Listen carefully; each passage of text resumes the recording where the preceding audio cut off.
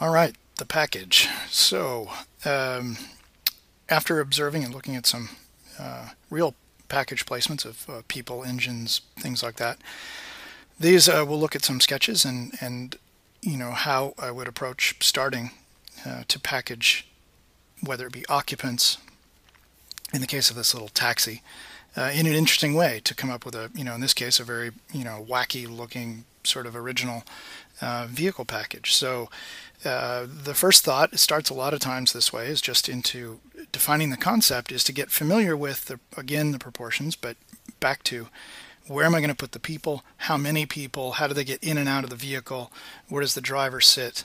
And so a lot of the sketches start this way. Top view, side view, really just becoming familiar with what are going to drive the hard points. And in a fantasy vehicle, which you get to do a lot of times in a movie or a game, you get to invent these things. So, I get to invent and say, well, it's three people across a bench seat, and this is where they get in and out of the door. And this guy's kind of isolated from them because maybe it's not such a safe neighborhood for whatever reason that the story dictates. This is the package that I invented to drive an interesting aesthetic.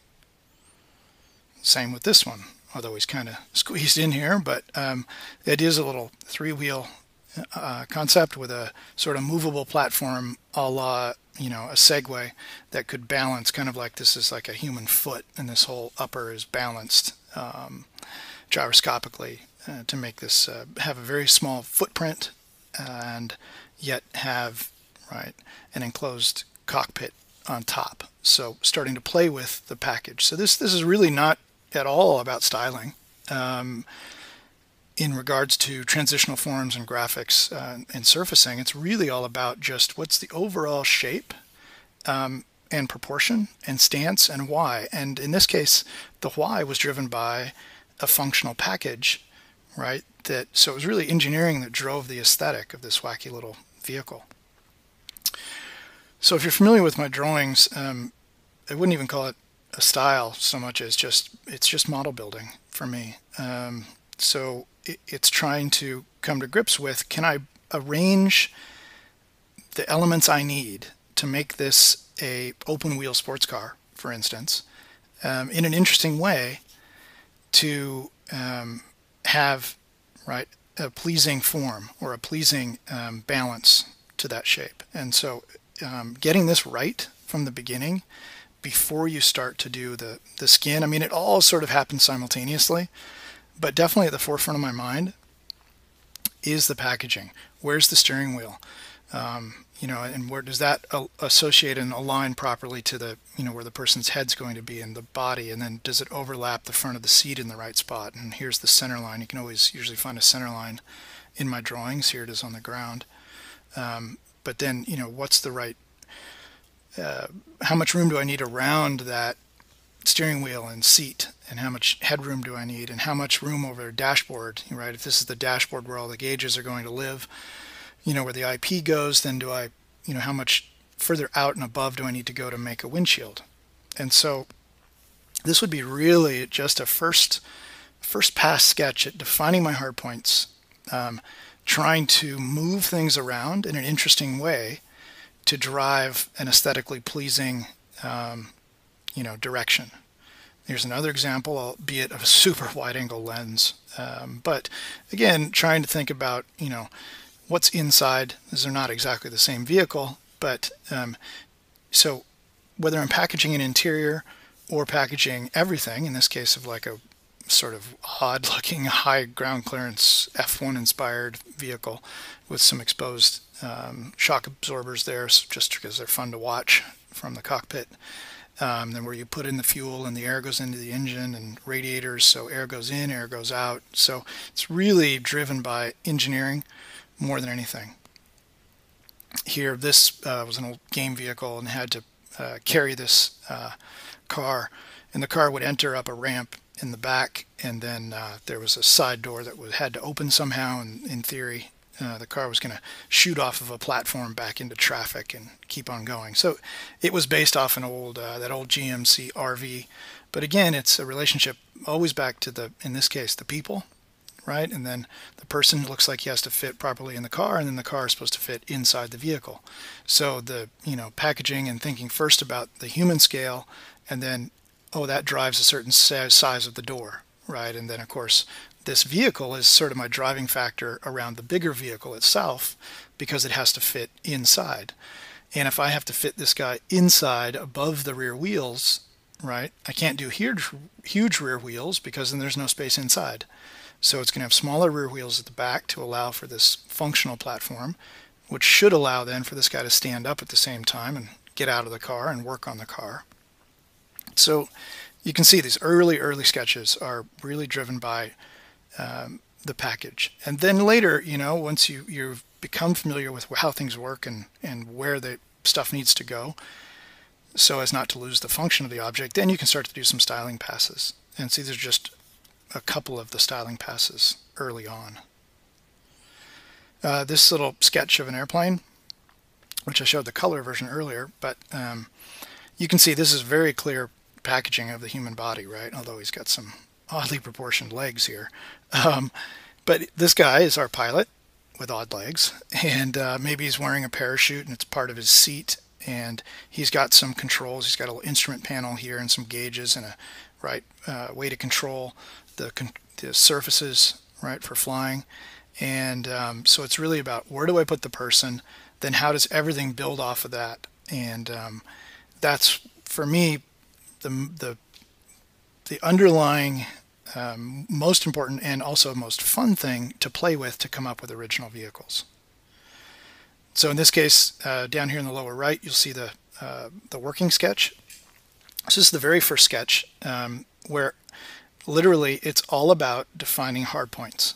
So human scale again, and then scale of the vehicles, and a ramp. The vehicle has to go inside. There was an idea that we shuttle it out on a little crane. So there's an arm that has to slide out on a track, which means I need to cut a hole in the fuselage, right, to move a car out or get picked up, as the case may be, if this arm is already out here. There's a guy in there controlling the crane.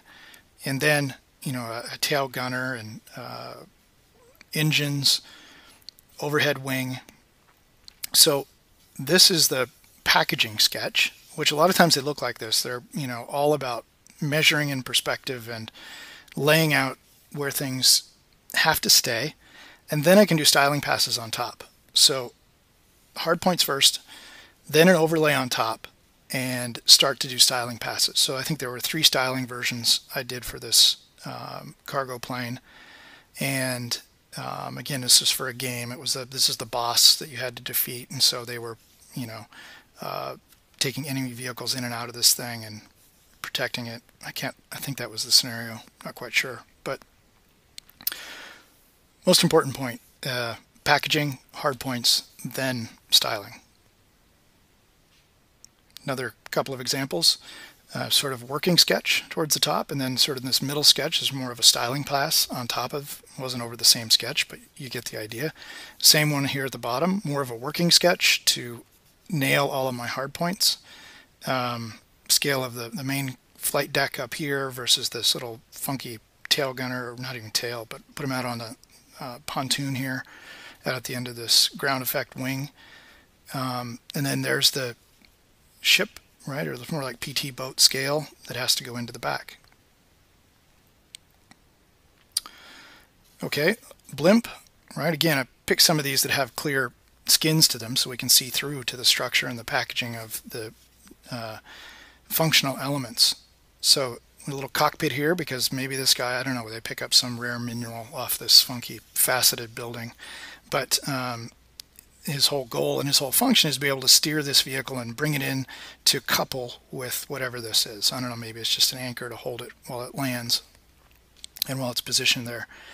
So he needs good visibility, nice big, right, windshield, and then this thing needs to move fore and aft, right? So there's a big center mounted propeller, and all the originality and the fun of this blimp. Well, one, it was driven by sort of the package of a fish, right? So drawing from nature, and that thinking about, well, vertical fish, they're very maneuverable left and right. They're not so great, and this shape's not so great in a crosswind.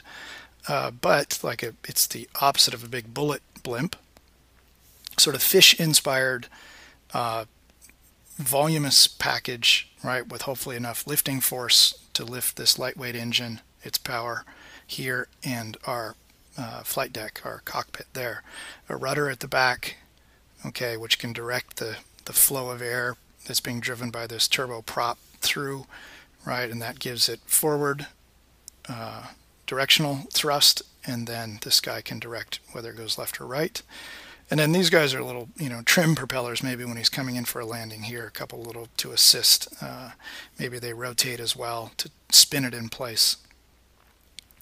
But the core and the thing that makes, I think, this sort of thing original, and haven't seen it, a lot before, is the fact that I was played with the package but didn't lose the sense of a center of buoyancy, enough, in theory, lifting volume. To make that thing fun and original yet believable.